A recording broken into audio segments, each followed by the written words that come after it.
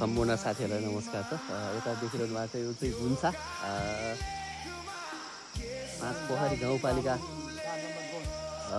वडा 4 नम्बर भने यो 5 यतापट्टि देखिनु भएको छ यो चाहिँ कोट गाउँ होइन त कोट गाउँ 4 ल हेर्नुहोस् है साथीहरू कस्तो राम्रो देखिरहेको छ यहाँबाट ठ्याक्कै दुइटै पुरै यस्तो राम्रो देखिरहेको छ। ल यतापट्टि गुन्सा छ भने यतापट्टि कोट गाउँ छ। यस्तो राम्रो गाउँमा पनि यस्तो पाहाडमा पनि एकदम राम्रो सहर जस्तो पुरा बस्ती एकदम बसेको एकदम दामी छ है। वाउ ल एकदम राम्रो छ है साथीहरू अन्तिमसम्म हेर्नु होला यो भिडियो।